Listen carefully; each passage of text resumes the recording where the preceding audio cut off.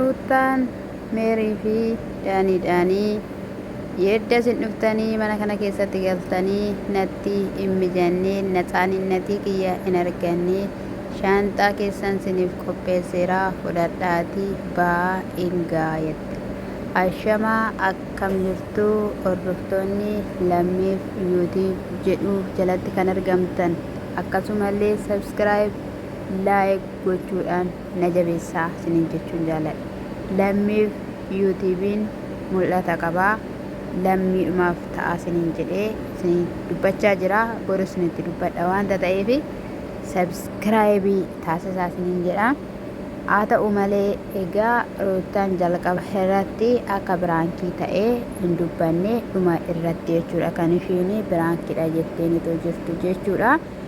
Jalqaba gaafa ishiin dhuftus ani isaan dhufanis isaaniin simannee gammachuudhaanii dirqamaan ture silman meerii kabajuufidha. Eddasii immoo wanti natti tole tokkollee hin jiru jettee jechuudha. Biraankii fakkeessite jechuudha. Haala jiru himteetoo jirti jechuudha dhugaa dubbachuudhaaf. Jalqabuma iyyuu daaniin jaalallee kee kaleessaa meeriinis immoo hiriyaadhuma keetii jechuudha.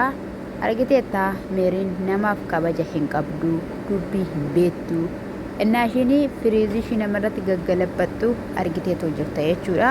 Namni sii jaalate namni sii gammade tokkollee wanta jiru hin qabu jechuudha. Namoonni baay'eenallee akkuma obboleessi ruutaallee dhufuudhaan isaan gammachiisee maaliif hanga kanaa tureetoo dhufee maal kan jedhamu dhadhaanillee gaaffii gurguddaa warri kaasaa jiran ni jiru jechuudha. Abiraam immoo har'aa dubbii qalxafa jette xenqar kan jettu kan akka haannanii mi'ooftu kan inni dubbachaa ture jechuudha. Firee biratti fireeni akkanaa kan jedhuunitti waan baay'ees jedheeran garuu dhugaa dubbachuudhaaf amma yaada Abiraam hubatutti ga'ee jechuudha waan hundumayyuuti. Haa ta'u malee egaa meeriin fa'ii hin dhufan alaa nagaas yeroo gaafattu suuta gaafa ishiin jettu maalidha rakkoonii minaamina jennaani buna minaamina jettee jechuudha. Wanti buna minaamina jedhamu hin jiru. Isa kanaafiyyuu ani akkattaa isinitti muu yoo wallaalelee jettee afaan keessa gaafa qaqqabattu maalidha jennaan kana caalaa akka mana kana keessaa baatanii barbaada. Mana mataa keessanii qabdu waan ta'eef mana mataa keessanitti akka galtanii fedha jettee meerii yoo ta'es mana baay'ee bareeduu qabda jennaan waa'ee manaa natti hin himiini kanii ishiin jetteen jechuudha. Daanishaanis immoo osoo beekteetta ta'ee osoo hubatteetta ta'ee kana hundumayyuu kan ta'aa jirru sababa keetiidhaanii kan abaaramaatu jirru jedhee meeriinis illee akkasuma namni otoo waan baay'ee nuun jedhu namni waan baay'ee otoo nuun jedhe nutti haasa'uu siif jennee nageenya keetiif jennee gaalli keensirata jennee shoora guddaadha kan taphachaatu jirru egaa jedhaniinitoo jiru. Ishiin immoo namiidhaa jirtu jetteeni jechuudha. Abadan maaliyyoo osoo ta'eera ta'ee jireenyi yookiin immoo gaalli nama kamiyyuu haala kanadhaanii kan deebi'u hin jiru jechuudha. Maaliif isin gaala hin deebistu jennee dhugaa dubbachuudhaaf abdiidhuma kan jedhamuyyuu isin irraa hin qabnus. Gaalli kunis deebi'eetu dhaabbataan hin yaadamu akka nama foonitti jechuudha. Abirahaam dhugumaan ruuttaa ammatee ciisan natti hin fakkaatu. Kaleessa viidiyoo qullanaa waraabdee har'ammoo narraa kutteedhee bir'ata waan ta'eef ani hin beeku jechuudha. Waggaa 21 gaalatti seenee hedhennu meeqama waggaan isaa jechuudha. Gudakkoon mee wagguma meeqan jedhame amma garuu warci baasa gurguddaa ta'eera malee namatti tola. Kanaa booda gaa'ii garmaamanii meeriinis hin garmaamte daaniinis hin garmaame. Daaniin immoo cirraashuma hidhiinsaa jechuudha iddoo tokko fa'iitti adurree aannan dhuddee baate fakkaate jechuudha.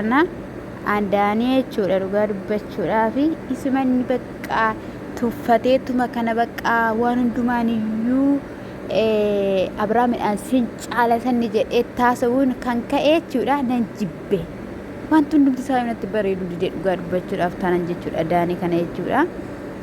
Abiraam immoo sodaates miti callisanii kan akka darbuu hin jiru jedhamudha malee innaa isaan sodaate yookiin immoo akkuma naasa'u haasa'us wallaalee miti jechuudha.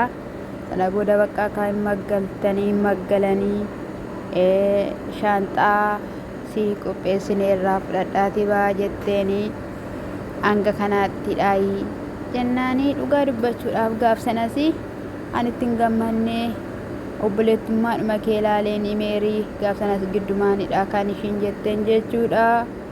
Cenneqqi gootee hin jechuu jaalladha amma kana jechuun biraankidha jechuun natti hin tolle jechuudha. Maaliif akka na qubaashii jiraachaa turteetti baatee galuunis itti mijanne adeemsi daanii kunis maalidha booda natti deebi'aa laataa jechuu sodaatteetidha. Daaniin immoo ergi amma fakkeenyaaf gaafa meeriin hin jirre gaafa manatti dhufe isayyuu jaalallee jalqabaateedha ni waan saayyii dhugaa dubbachuudhaaf nama dhibamu haadha mucaan kan nama biraa jaalalleen biraa immoo dhufe mana keessa jira. Ayyayyayyayyayya maal jedhame ani dhugaa dubbachuudhaaf taanaan akkamitti yaadamu qo'atoo jaartii maal taateettamee qo'imee